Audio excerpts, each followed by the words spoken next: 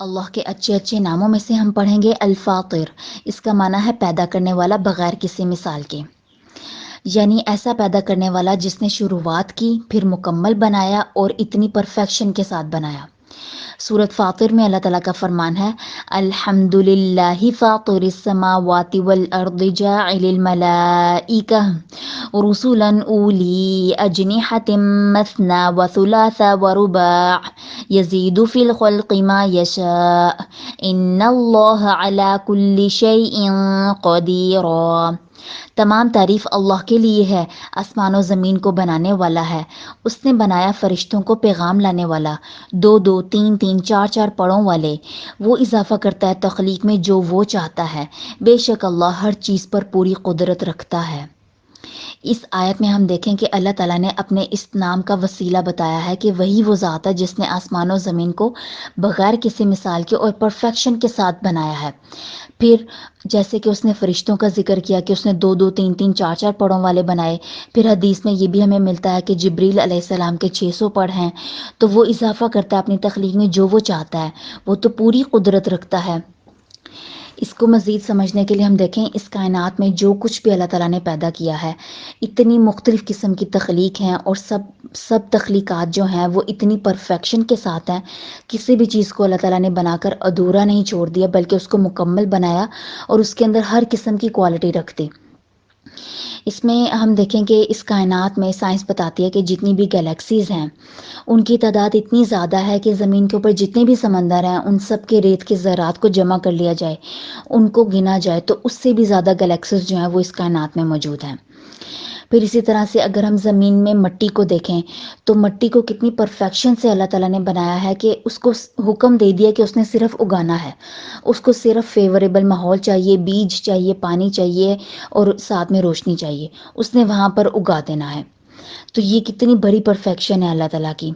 اسی طرح سے ہم جانوروں کو دیکھیں، کتنے مختلف اللہ تعالیٰ نے جانور بنائے ہیں،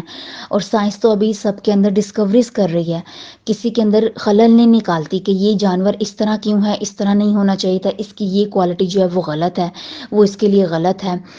جبکہ سائنس جو ہے وہ ہر طرح کی جو ہے پرفیکشن نکالی جا رہی ہے ہر قسم کی مخلوقات کے اندر۔ اسی طرح سے ہم حشرات کے اوپر غور کریں۔ پھر ہم جب انسان کی بات کرتے ہیں تو انسان تو چلتا پھرتا اللہ تعالیٰ کا معجزہ ہے۔ انسان کی تخلیق جو ہے وہ سیلز کے ساتھ ہے، اور سیلز کے بارے میں سائنس نے بتایا ہے کہ انگلینڈ جیسے اگر 30 ملک جمع کر لیے جائیں اور 30 کے 30 درخت کے پتوں سے بھرے ہوئے ہوں تو اس سے بھی زیادہ سیلز کی تعداد ایک انسان کے اندر ہے۔ اور پھر ہم دیکھیں کہ انسان جب پیدا ہوتا ہے ماں کے پیٹ میں، کون ڈیسائیڈ کرتا ہے کہ کس سیل نے آنکھیں بننا ہے، کس سیل نے جیگر بننا ہے، کس سیل نے معدہ بننا ہے، کس سیل نے دل بننا ہے، اور اسی طرح سے آنکھ، یعنی وہ کس طرح کا مادہ ہوتا ہے جس کے ذریعے اللہ تعالیٰ آنکھ جیسا شیشے والا ایک آرگن پیدا کر دیتے ہیں۔ پھر اسی طرح سے ہڈیاں الگ ہیں، انسان کی کھال مختلف ہے، اس کا خون الگ ہے، اسی طرح اس کے پٹھے الگ ہیں۔ کتنی پرفیکشن کے ساتھ اور ڈیٹیل کے ساتھ اللہ تعالیٰ نے انسان کو بنایا۔ انسان اگر اپنے اوپر ہی غور کر لے گا تو اس کو پتہ چلے گا کہ ایک ذات ہے جو اس کو پیدا کرنے والی ہے پرفیکشن کے ساتھ۔ پھر ہم دیکھیں کہ اللہ تعالیٰ نے انسان کو صرف فزیکلی نہیں بنایا بلکہ اس کے اندر عقل رکھی، وہ عقل کے ذریعے اللہ تعالیٰ نے اس کے اندر توحید رکھی، اس کو فطرت کے اوپر بنایا، فطرت میں اس میں توحید رکھی یعنی اپنی پہچان رکھی۔ ہر انسان کے اندر اللہ تعالیٰ کی توحید موجود ہے۔ اس کو ہم اس طرح سے بھی انالائز کر سکتے ہیں کہ ہر انسان جانتا ہے، چاہے وہ مشرک ہے، مسلمان ہے، چاہے کافر ہے، جو بھی ہے، ہر انسان جانتا ہے کہ جھوٹ بولنا غلط ہے، سچ بولنا اچھی بات ہے، لوگوں کو دھوکہ دینا غلط ہے، چوری کرنا غلط ہے، بے شرمی والے کام کرنا غلط ہے۔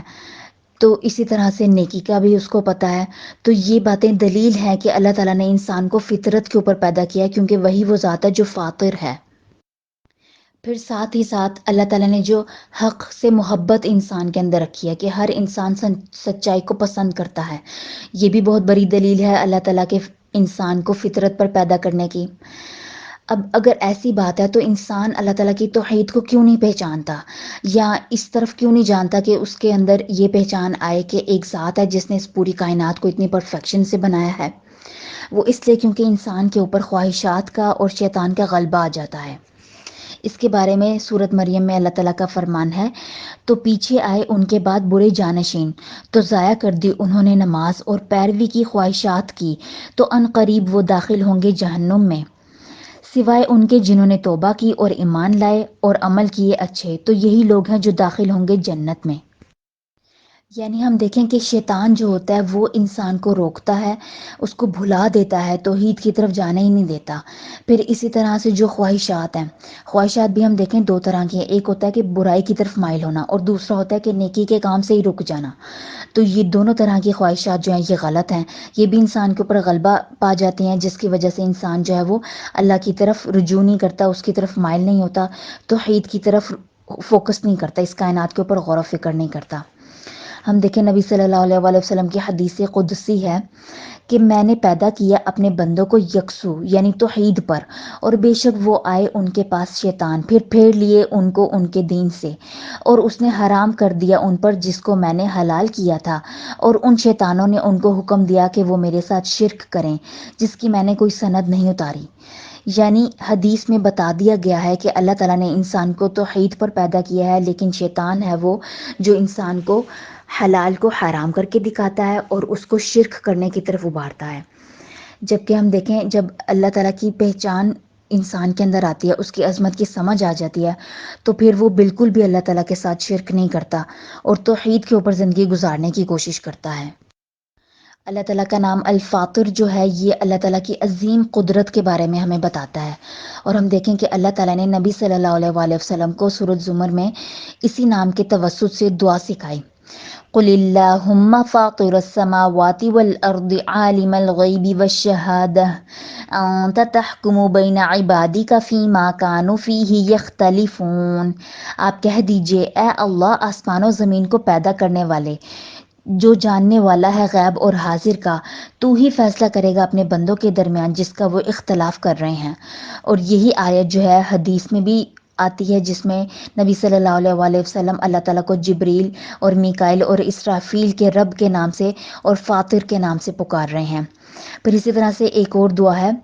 جو حضرت ابراہیم نے بھی مانگی قرآن میں، اور پھر نبی صلی اللہ علیہ وآلہ وسلم بھی اس کو کثرت سے مانگا کرتے تھے۔ وجہت وجہی للذی فطر السماوات والارض حنیفا وما انا من المشرکین۔ میں نے اپنا رخ کر لیا یکسو ہو کر اس ہستی کی طرف جس نے آسمان و زمین کو پیدا کیا، اور میں مشرکوں میں سے نہیں ہوں۔ پھر اسی طرح ہم دیکھیں کہ قرآن میں حضرت یوسف علیہ السلام کی دعا ہے، اللہم فاطر السماوات والارض انت ولی فی الدنیا والآخرۃ توفنی مسلمین والحقنی بالصالحین۔ اے اللہ آسمان و زمین کو پیدا کرنے والے، تو ہی میرا ولی میرا دوست ہے دنیا میں بھی اور آخرت میں بھی، مجھے موت نہ دینا مگر مسلمان ہو کر، اور مجھے نیکوکار میں شامل کرنا۔ ہمیں ان دعاؤں کو کثرت سے پکارنا ہے اللہ تعالیٰ کے اس نام کو فوکس کرتے ہوئے، اور ساتھ ہی ساتھ اللہ کو اس نام کے ساتھ کثرت سے پکارنا ہے، کیونکہ وہی وہ ذات ہے جو اتنی عظیم قدرت کی مالک ہے۔